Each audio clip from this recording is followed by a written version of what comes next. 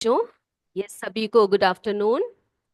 तो बेटा हम लोग क्या पढ़ रहे थे पिछली क्लास में? हमने विनिर्माण के क्षेत्र में नए नए प्रगति के बारे में पढ़ा, उद्योग के क्षेत्र में पढ़ा, है ना। तो मुझे आज सबसे पहले एक क्वेश्चन से स्टार्ट करती हूँ आपको। मुझे बताइए, बाल को, आराम से सुनिए, ध्यान से सुनिए, बाल को, हिंडाल्को और नैल्को, ये तीनों जो है उद्योग, ये किस से संबंधित है? चलिए इसका आंसर बताइए, फिर आज का टॉपिक हम स्टार्ट करेंगे। बताइए जल्दी जल्दी, मैं देखती हूँ कौन से स्कूल से सबसे पहला आंसर आता है।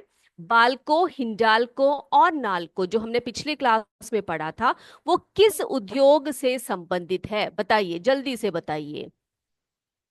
जी सभी को गुड आफ्टरनून। जी बताइए, यस मैम करके बोल रहे हैं आप, आंसर बोलिए, ये किस से संबंधित है? बाल्को, हिंडाल्को और नाल्को, बहुत बढ़िया बहुत बढ़िया। V2069, ये स्कूल का नाम बताइए। CS देवपुर से आया है आंसर, बहुत बढ़िया। आपने कहा है एल्यूमिनियम उद्योग से, सभी का आंसर आ गया है। CS उपारवार से, CS आनंदपुर से, उन्होंने उद्योग कहा है। बेटा मैंने पूछा है कौन से उद्योग के। सीमा रावत जी आपने भी कहा है एल्यूमिनियम उद्योग के कारखाने हैं ये, है ना। CS सराइया से भी कहा है एल्यूमिनियम, बहुत बढ़िया। इसका मतलब आप सभी जो है अच्छी तरह से रिवाइज कर रहे हैं, जो पढ़ रहे हैं उसको अच्छी तरह से रिवाइज कर रहे हैं। चलिए बच्चे, तो आज हम बात करेंगे ऊर्जा के क्षेत्र में क्या क्या नवीनतम प्रगतियां हुई है विज्ञान के क्षेत्र में। ठीक है, तो मुझे पहले यह बता दीजिए कि ऊर्जा का अर्थ क्या है। क्या है ऊर्जा का अर्थ बेटा? बताइए। बहुत बढ़िया, कॉम्पोजिट विद्यालय, इन्होंने CS विद्यालय कोटावा, नेहा बेटा बहुत बढ़िया ड्रॉ किया है आपने। जी बहुत अच्छा, ठीक है। बहुत ही बढ़िया तरीके से इन्होंने जो है संचार के साधन को ड्रॉ किया है। जी हाँ, ऊर्जा के स्रोतों को जो है इन्होंने बहुत बढ़िया तरीके से लिखा हुआ है। ओके ठीक है। तो नवी जो है हम पढ़ेंगे आज ऊर्जा के क्षेत्र में, है ना। तो ऊर्जा क्या होता है बेटा? एनर्जी क्या होती है? किसी कार्य को करने की क्षमता को ही हम ऊर्जा कहते हैं, है ना। तो हमें कार्य करने के लिए, मनुष्यों को या जीव जंतुओं को कार्य करने के लिए हमें कौन सी ऊर्जा की आवश्यकता पड़ती है बेटा? भोजन की आवश्यकता पड़ती है ना। लेकिन जो अन्य कारखाने हैं या कोई मशीन है या फिर कोई अन्य चीजें हैं, उन सब को का उपयोग किसका उपयोग करके हम उनको चलाते हैं बेटा? ऊर्जा का प्रयोग करते हैं हम लोग, है ना। तो आजकल हम कई प्रकार के ऊर्जा स्रोत का इस्तेमाल करते हैं, जैसे कि कोयला हो गया, पेट्रोलियम हो गया, प्राकृतिक गैस हो गई, नाभिकीय ऊर्जा, पवन ऊर्जा, सौर ऊर्जा आदि। इन सभी ऊर्जाओं के बारे में आप सबने सुना है। जी हाँ, सुना होगा जरूर। ओके, तो हम ऊर्जा के जो स्रोत है ना बच्चे, उसको हम दो भागों में बांटते हैं। कौन कौन से?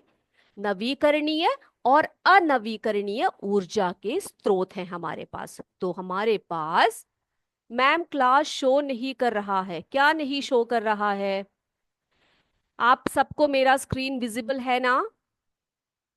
है तो हाँ बोलिए। यस मैम बोला है। CS पिलौरी आप जरा चेक कीजिए, आपके यहाँ पर कोई गड़बड़ी हुई है शायद से। जी थैंक यू थैंक यू, सबने कहा है यस मैम। CS पिलौरी ने कहा है, कुछ भी दिखाई, आप जरा चेक कीजिए, ठीक है। तो बेटा ऊर्जा के स्रोत दो प्रकार के हैं, बहुत बढ़िया। KUPS तिसौरा से कहा है renewable and non renewable sources of energy, है ना। तो ऊर्जा के स्रोत जो है दो प्रकार के हैं, नवीकरणीय और अनवीकरणीय। इनमें क्या डिफरेंस है, क्या फर्क पड़ता है यानी कि क्या अंतर है इन दोनों में? तो हम देखते हैं जरा इन दोनों में क्या अंतर है, नवीकरणीय ऊर्जा के स्रोत और अनवीकरणीय ऊर्जा के स्रोत में क्या अंतर है। देखे बेटा, चलिए देख लेते हैं। तो हम आपको पहले ही ये बता दें कि जो नवीकरणीय ऊर्जा के जो स्रोत होते हैं वो क्या होते हैं। तो दो प्रकार के होते हैं, उसमें से आप देखिए बेटा, एग्जाम्पल्स में बता रही हूं सबसे पहले आपको। सौर ऊर्जा, ठीक है। नवीकरणीय ऊर्जा के स्रोत बता रही हूं। सौर ऊर्जा, सौर ऊर्जा में क्या होता है, सूर्य की ऊर्जा का प्रयोग होता है ना, क्या होता है, सोलर एनर्जी जिसको हम बोलते हैं, सूर्य की ऊर्जा का इसमें प्रयोग होता है। अब देखिए पवन ऊर्जा, पवन ऊर्जा में क्या होता है, पवन ऊर्जा में जो है पवन की गति से जो है ऊर्जा को उत्पन्न किया जाता है। क्या किया जाता है, पवन की गति से ऊर्जा को उत्पन्न किया जाता है, ठीक है। तीसरा देखिए जल विद्युत ऊर्जा। तो जल की गति, बेटा जब जल गतिमान होकर बहता है तो उसमें बहुत ज्यादा ऊर्जा उत्पन्न होती है। तो जल विद्युत ऊर्जा जो है क्या है, जल की गति से जो ऊर्जा उत्पादन होती है उसे हम जल विद्युत ऊर्जा कहते हैं। अगला देखिए भूतापीय ऊर्जा। भूमि की आंतरिक गर्मी, बेटा भूमि के अंदर एक गर्मी होती है, एक टेम्परेचर होता है, उसकी गर्मी से जो ऊर्जा उत्पादित होती है उसे हम भूतापीय ऊर्जा कहते हैं, ठीक है। अगला देखिए जैव ऊर्जा। अब आप सभी जानते हैं जैव का अर्थ क्या है, हाँ, जैविक पदार्थों से जो ऊर्जा हम लोग उत्पन्न करते हैं उसे हम जैव ऊर्जा कहते हैं। ओके, ये क्लियर है सभी बच्चों को।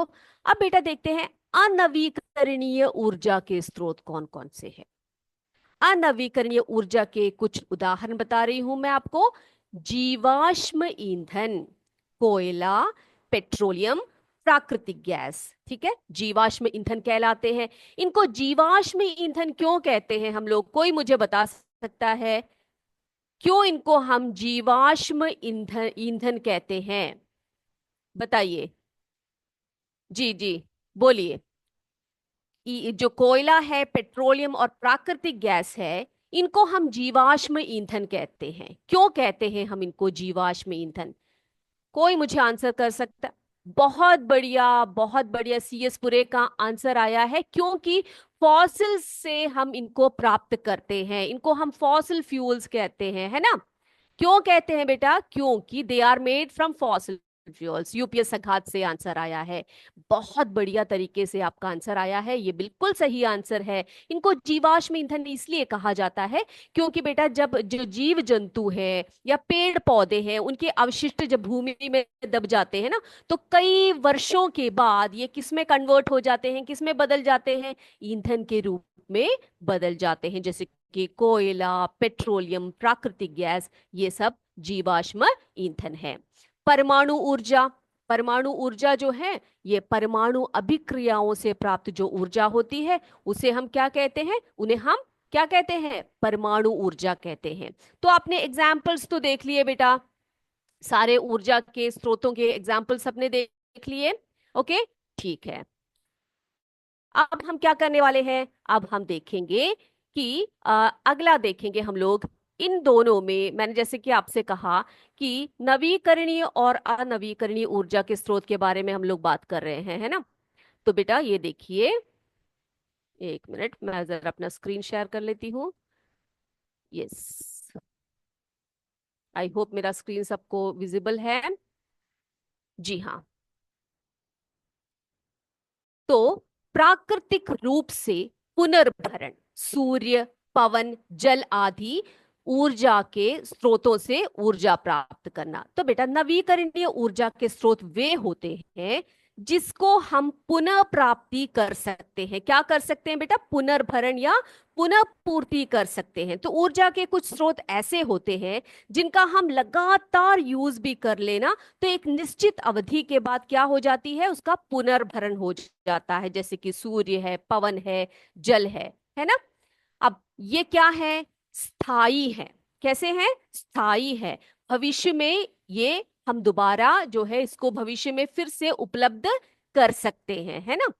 फिर ये पर्यावरण के अनुकूल है। क्यों, क्यों है ये पर्यावरण के लिए अनुकूल, कोई बता सकता है मुझे, बताइए। पर्यावरण के अनुकूल कहा गया है नवीकरणीय ऊर्जा के स्रोत को, हम क्या कहते हैं बेटा, ये पर्यावरण अनुकूल है। इनको हम पर्यावरण अनुकूल क्यों कहते हैं, क्यों कहते हैं, क्योंकि इनसे कम प्रदूषण होते हैं, ठीक है, इनसे कम प्रदूषण होते हैं। अब देखते हैं अनवीकरणीय ऊर्जा स्रोत। अब अनवीकरणीय ऊर्जा स्रोत क्या है? अनवीकरणीय ऊर्जा स्रोत, जिन्हें हम नॉन रिन्यूएबल एनर्जी सोर्सेस कहते हैं, ये कैसे हैं? हाँ, हम अगर इसका उपयोग करते रहेंगे तो एक समय ऐसा आएगा जब ये समाप्त हो जाएंगे, है ना। इसका पुनर्भरण नहीं हो सकता, इसकी पुनः पूर्ति नहीं की जा सकती। ऐसे ऊर्जा के स्रोत को हम क्या कहते हैं? क्या कहते हैं? जी हाँ, बिल्कुल सही बोला आपने, अनवीकरणीय ऊर्जा के स्रोत। ठीक है, ये सीमित संसाधन है बेटा, सीमित है, लिमिटेड है। तो जीवाश्म ईंधन, जैसे कि मैंने आपको बताया था, कोयला, पेट्रोलियम, ये सब क्या है? ये सब कुछ समय के बाद हम लोग इनका लगातार उपयोग करते रहेंगे तो कुछ समय बाद क्या हो जाएगा? ये सब, जी हाँ, लिमिटेड है ना। बहुत बढ़िया। ये कौन से बच्चों ने मुझे फोटो भेजा है? टेक्नोस पार्क करके, कौन से कॉम्पोजिट विद्यालय कुट्टूपुर से, है ना। बहुत बढ़िया। जी हाँ, खत्म हो जाएगा, है ना। तो कॉम्पोजिट विद्यालय कुतुबपुर ने कहा है, कम प्रदूषण कहा है उन्होंने, किसके बारे में? नवीकरणीय ऊर्जा के बारे में उन्होंने कहा है। बहुत अच्छे। अब देखो बेटा, ये अस्थाई है ना, अस्थाई है, भविष्य में समाप्त हो सकते हैं। भविष्य में क्या हो सकता है? ये समाप्त हो जाता है। और पर्यावरण पर नकारात्मक प्रभाव होता है इसका। किसका? अनवीकरणीय ऊर्जा स्रोतों का। क्यों? क्योंकि ये अधिक प्रदूषण जो है फैलाते हैं। क्या करते हैं ये? अधिक प्रदूषण फैलाते हैं। तो एक और बात देख लीजिए आप जरा, इन दोनों में डिफरेंस पूछा जा सकता है, अंतर स्पष्ट करने के लिए आपसे पूछे जा सकते हैं। ओके, तो आप क्या लिखेंगे? सबसे पहले तो हम लिखेंगे कि नवीकरणीय ऊर्जा स्रोत क्या है। कुछ ऊर्जा के स्रोत जो लगातार इस्तेमाल किया जा सकता है या एक निश्चित अवधि के बाद पुनः पूर्ति की जा सकती है, उन ऊर्जा के स्रोतों को हम नवीकरणीय ऊर्जा के स्रोत कहते हैं। ठीक है। फिर दूसरा पॉइंट क्या लिखेंगे बेटा? प्राकृतिक रूप से पुनर्भरण होता है इनका। इनके एग्जाम्पल्स के साथ आप लिखेंगे सूर्य, पवन, जल आदि क्या है? प्राकृतिक ऊर्जा के स्रोत हैं। ओके। उसके बाद फिर तीसरा क्या लिखेंगे?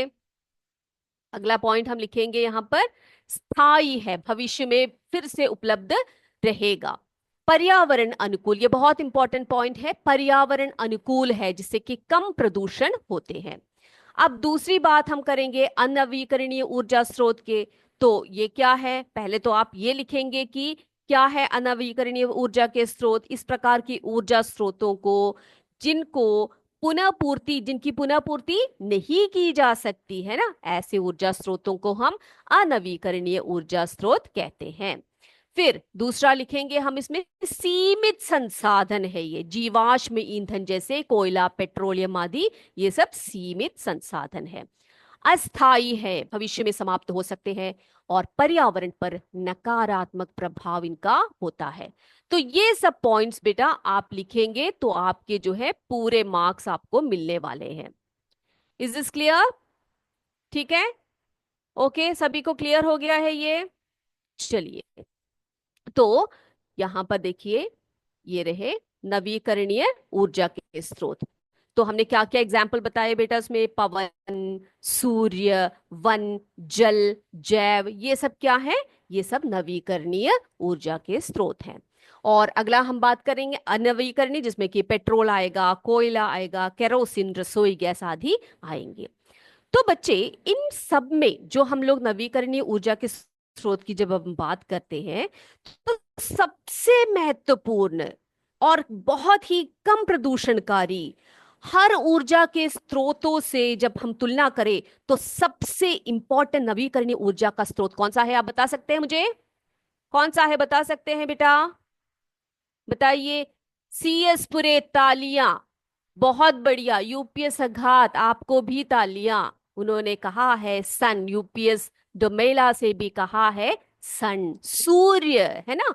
सूर्य जो अल्टीमेट सोर्स ऑफ एनर्जी है, हमारी पृथ्वी को जो बनाए रखती है, हमारे भूमि में अगर हम जो है जीवित रहते हैं, जीव जंतुएं हैं, तो उसका कारण क्या है? सूर्य है। सूर्य से जो एनर्जी आती है ना बच्चे, वो बहुत ही अच्छा एनर्जी होता है। तो बेटा आप में से कितने लोग सुबह उठकर सूर्य को नमस्कार करते हैं, बताइए मुझे। हाँ, सूर्य जो हमारी पृथ्वी को बनाए रखती है, सूर्य जो हमारी भूमि का तापमान को बनाए रखता है, सूर्य जो हमें भोजन देता है। अब आप सोचो कि सूर्य हमें भोजन कैसे देता है, कोई मुझे बता सकता है सूर्य हमें भोजन देता है क्या? बताइए। सूर्य से हमें भोजन की प्राप्ति होती है, मैं अगर ऐसे कहूं तो फिर आप क्या बोलोगे? कोई मुझे आंसर कर सकता है इस क्वेश्चन का? विटामिन डी बोला है यूपीएस डोमेला ने। बढ़िया है, बहुत बढ़िया। यूपीएस अघात के लिए तालियां। Plants make food. अब प्लांट्स और सन का क्या रिलेशन है बच्चे, बताइए। प्ला जी हाँ, क्लोरोफिल को एक्टिव करता है ना, सीएस पुरे ने कहा है। जी जी जी, बहुत बढ़िया है ना। जो प्लांट्स होते हैं उनको कहाँ से कहाँ से एनर्जी आती है भोजन बनाने में? फोटोसिंथेसिस कहा है यूपीएस सगात के बच्चों ने। जी हाँ, बहुत अच्छे। यूपीएस बहाव से बच्चों ने जो है नोट्स लिखे हैं, मैं देख रही हूँ। तो बेटा जो सूर्य है वो अल्टीमेट सोर्स ऑफ एनर्जी है। सूर्य जो है सबसे महत्वपूर्ण एनर्जी है, वो बहुत कम प्रदूषणकारी है। ओके। तो सूर्य की एनर्जी का या सौर ऊर्जा का जो प्रयोग है आजकल व्यापक रूप में हो रहा है। आपको पता है सूर्य की एनर्जी का यूज कैसे किया जाता है? आप मुझे कोई बता सकता है? बताएंगे बेटा? तो देखिए अब हम समझते हैं जो सोलर एनर्जी है ना, उसका उपयोग हम कैसे करते हैं। आप इस सिमुलेशन के थ्रू इसको समझेंगे। ओके। तो मैं आपको समझाती हूँ।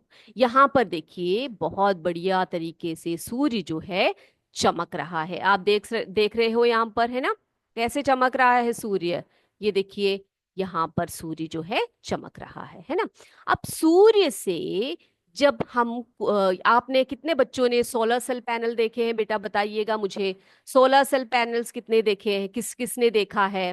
ओके, देखा है आपने। तो सूर्य की जो एनर्जी होती है, जो लाइट एनर्जी, देखो बेटा ये यहाँ से जो आ रही है ना पीले पीले रंग में, ये क्या है? ये येलो कलर में जो आ रही है वो क्या है? सूर्य की जो है एनर्जी है, यानी कि लाइट एनर्जी है, प्रकाश ऊर्जा है ना। इस प्रकाश ऊर्जा को जब सोलर सेल पैनल्स में जब ये पड़ते हैं तो ये किस में बदल जाता है? हाँ, विद्युत ऊर्जा में इसका परिवर्तन होता है ना, विद्युत ऊर्जा में इसका परिवर्तन होता है। अब बेटा आप इन सोलर सेल्स में अगर आपके घर के उपकरण कनेक्टेड हैं तो क्या होगा?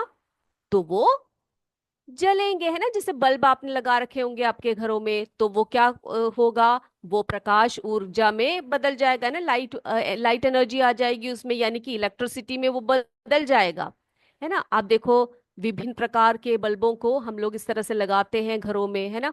तो आप देख सकते हो किस प्रकार से ये जो बल्ब है ये प्रकाशित होते हैं। अब यहाँ पर देखिए बिजली के अन्य उपकरण, जैसे कि आपने फैन लगाया हुआ है, तो इस सोलर सेल पैनल में जैसे ही सूर्य का प्रकाश पड़ेगा, ये क्या करेगा? सूर्य की एनर्जी को ये विद्युत ऊर्जा में बदल देगा, और आपके घर के जितने भी उपकरण है ना बेटा, वो सभी जो है चल पड़ेंगे। और ये सस्ता है, काफी सस्ता है ना। आपको इसके लिए पैसे वैसे देने की जरूरत भी नहीं पड़ेगी, क्योंकि सूर्य जो है हम सबको मुफ्त में क्या देती है? अपनी एनर्जी दे देता है ना।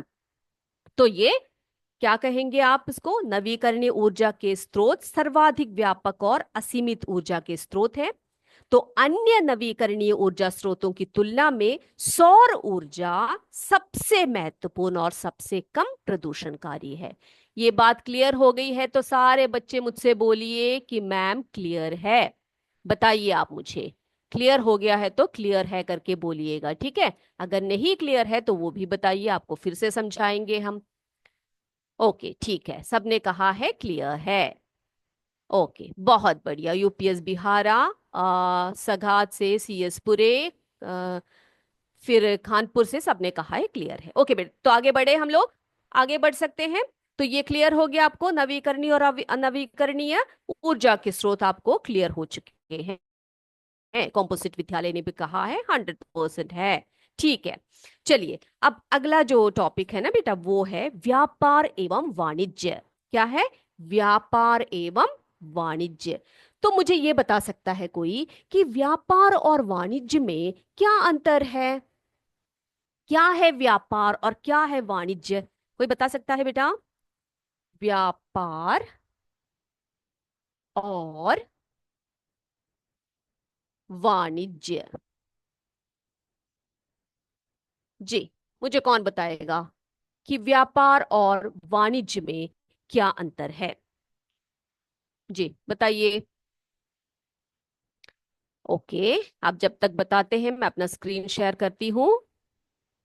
ओके बेटा, यहां पर देखिए। तो व्यापार क्या है? व्यापार का अर्थ होता है क्रय और विक्रय। क्या होता है व्यापार का अर्थ? क्रय और विक्रय होता है, क्रय नहीं, क्रय और विक्रय, जिसे हम अंग्रेजी में ट्रेड कहते हैं। क्या कहते हैं बेटा? ट्रेड कहते हैं, ठीक है। अब वाणिज्य का अर्थ क्या है? धन प्राप्ति के उद्देश्य से वस्तुओं का क्रय विक्रय। ओके, धन प्राप्ति तो हमारे टेक्स्ट बुक में बहुत क्लियरली जो है, जी हाँ, यूपीएस सोन बरासा से कहा है, सेल करना, क्रय विक्रय करना, सीमा रावत जी। ओके, सही है। तो व्यापार का अर्थ है क्रय और विक्रय, ट्रेड जिसको हम कहते हैं, है ना। वाणिज्य का अर्थ क्या है बच्चे? धन प्राप्ति के उद्देश्य से वस्तुओं का क्रय विक्रय करना। तो बेटा प्रारंभ में, प्राचीन काल में ये सब कैसे होता था? कैसे होता था प्राचीन काल में? जो है, कोई भी वस्तु, जैसे कि जब पैसे वैसे नहीं थे, मुद्राओं का आविष्कार नहीं हुआ था, तब क्या होता था? लोग क्या करते थे? एक वस्तु के बदले दूसरे वस्तु की अदला बदली करते थे, ठीक है। तो ये जो क्रय विक्रय का जो ये स्टार्ट हुआ, ये कैसे हुआ? लोग क्या करते थे, जैसे कि किसी व्यक्ति के पास जो है, क्या है, अनाज है, ओके, और एक व्यक्ति के पास तेल है मान लीजिए। तो वो क्या करेगा? जिस व्यक्ति के पास तेल है उससे वो तेल लेगा, उसके बदले में उसको अनाज देगा। तो ऐसे करते, क्या करते थे वो लोग? आपस में क्रय विक्रय कर लेते थे, ठीक है। ये देखिए, जैसे कि यहाँ पर देखिए, ये भेड़ को दे रहा है इस व्यक्ति को, और ये वापस क्या दे रहा है? फल दे रहे हैं, है ना। तो इस तरह से बहुत काल तक ये चलते रहे। उसके बाद क्या हुआ? सिक्कों का आविष्कार हुआ, है ना। तो सिक्के, जैसे कि सोने के, चांदी के, इन सब के जो सिक्के आए, मुद्राएं आई उसके बाद, है ना। तो फिर क्या, कैसे होने लगा ये सब? व्यापार सब कैसे होने लगे बेटा? हाँ, फिर उसके बाद, जी जी जी, हाँ, यूपीएस सोनबरासर से कहा है कि पहले के टाइम में लोग ऐसे ही अपने सामान को एक दूसरे के लेन देन करते थे, है ना, बहुत बढ़िया लेन देन किया करते थे। फिर सिक्कों के बदले में चीजों की, हाँ, क्या करने लगे? इधर उधर देने लगे, सिक्के के बदले में सामान लेना, फिर सामान को बेचना, इस तरह से। अब बेटा नवीनतम तकनीक आए, है ना। अभी हम लोग कैसे करते हैं? नवीनतम तकनीक के अंतर्गत व्यापार और वाणिज्य कैसे होने लगा बेटा? बताइए। हाँ, ई कॉमर्स के रूप में हो रहा है आजकल, है ना। आधुनिक युग में जो है, मुद्रा के स्थान पर किसका उपयोग हो रहा है? क्रेडिट कार्ड का उपयोग हम लोग करते हैं, है ना। जी पे करते हैं हम लोग, पेटीएम करते हैं, है कि नहीं? आजकल सब हमारे किसके अंदर है? मोबाइल में है। जिससे हम लोग क्या कर सकते हैं बेटा, जिसको हम ई वाणिज्य या ई व्यवसाय या ई कॉमर्स कहते हैं। तो यह इंटरनेट के माध्यम से क्या होने लगा? व्यापार का संचालन होने लगा, है ना। सबको सबको पता है ये कैसे होता है आजकल। इंटरनेट के माध्यम से व्यापार का संचालन होता है। इसके अंतर्गत क्या होता है? ना केवल खरीदना और बेचना, बल्कि ग्राहकों के लिए सेवाएं और व्यापार की भागीदारी में भी सहयोग होता है ना। तो इंटरनेट के माध्यम से बेटा आप घर में ही बैठे बैठे कोई भी साइट हो उसमें से आप क्या कर सकते हैं, जैसे कि फ्लिपकार्ट हुआ, स्नैपडील हुआ, amazon हुए, इन सभी जो कंपनियां हैं, जो ई कॉमर्स कंपनियां हैं, घर बैठे बैठे आपको वो लोग अपनी वस्तुएं क्या करते हैं? हाँ, हम अपने फोन्स को खोल के इन एप्स को अगर डाउनलोड करें तो क्या कर सकते हैं बेटा? ऑनलाइन हम लोग शॉपिंग कर सकते हैं। बहुत सारे ऐप्स हैं जिसमें कि आपके हाथ में अगर पैसे हो, आपके फोन में अगर पैसे हो, तो आप घर में बैठे बैठे किसी भी वस्तु को खरीद सकते हैं, है ना। 1 या 2 दिन में या 3 दिन में आपके हाथों में वो चीज आ जाती है इंटरनेट की सहायता से। तो इसको हम क्या कहते हैं बच्चे? इस तरह के जो कॉमर्स है, इस तरह की जो वाणिज्य है, इसको हम क्या कहते हैं? क्या कहते हैं? ई कॉमर्स, है ना। तो नवीनतम तकनीक के अंतर्गत व्यापार और वाणिज्य का व्यवसाय ई कॉमर्स के रूप में प्रचलित है। तो ई कॉमर्स में मोबाइल कॉमर्स आता है, इलेक्ट्रॉनिक हस्तांतरण, एटीएम कार्ड पता है ना बेटा आप सबको? आप सब में से कितने बच्चों ने एटीएम कार्ड देखे हैं? मुझे बताइए, एटीएम कार्ड का प्रयोग क्यों करते हैं हम लोग? जी हाँ, ऑनलाइन शॉपिंग, सब जानते हैं। आप सब चीजें खरीदते हो क्या? आप सब चीजें खरीदते हैं इस तरह से? हाँ, बहुत बढ़िया, है ना। आप देख के रखते हो, फिर उसको जब आप क्या करते हो, उसको आप एक बॉक्स में, एक कार्ट में डाल के रखते हो। आपकी जो मनपसंद चीजें हैं, आप क्या करते हो, जब आप देखते हो हाँ ये तो बहुत बढ़िया चीज है, उसको उसको आप कार्ट में डाल देते हो। उसके बाद जब आपके हाथ में पैसे आते हैं, तो आप उसको खरीदने का प्रयास करते हो, है ना। सभी ऐसे करते हैं, है कि नहीं? हाँ, बहुत अच्छे। सभी बच्चे, यूपीएस उपारवार के बच्चे, सभी बच्चे बैठ के क्लास को अच्छी तरह से देख रहे हैं बेटा। बहुत बढ़िया, उनकी फोटो भेजी हुई है। देखो कैसे, किस तरह से बच्चे नोट्स लिख रहे हैं, बहुत अच्छे। ठीक है, बहुत बढ़िया। और मुझे उम्मीद है सारे स्कूल्स के बच्चे भी इस तरह से जब हम लोग क्लास लेते हैं तो नोट्स लेते हैं। ओके, तो ये बात क्लियर हो गई सभी को। व्यापार एवं वाणिज्य के जो बारे में आपको अभी बताया, ये सब क्लियर है सभी बच्चों को? क्लियर है तो क्लियर बताइए। ओके, तो आज का क्लास जो है सबको समझ में आया है? कोई डाउट है बच्चे इसमें? कोई डाउट है? आज जो दो टॉपिक्स आपको पढ़ाए हैं, एक तो ऊर्जा के क्षेत्र में हमने पढ़ा, और दूसरा हमने पढ़ा व्यापार एवं वाणिज्य के क्षेत्र में, वो भी आई होप सबको क्लियर हो गया है। ओके, क्लियर है ma'am. Okay, CS Pilauri, CS Saraiya, CS Khanpur, CS UPS Sonbarasa Gajapur, CS Pure, CS Ramgawa, composite विद्यालय कुट्टूपुर, यूपीएस डोमेला, सब ने कहा है यस। ओके, बहुत बढ़िया। अगर आपको समझ में आया है तो ठीक है बेटा। अगले क्लास में जो अभी हमने पढ़ाए हैं ना, शनिवार को इन सबका टेस्ट होगा आपका। जो जो आज टॉपिक्स पढ़ाए हैं वो सब आपसे पूछे जाएंगे बेटा। एक लास्ट का एक छोटा सा टॉपिक हमारा रह गया है, जो है हमारा ई गवर्नेंस। ठीक है, ई गवर्नेंस, ई गवर्नेंस के क्षेत्र में।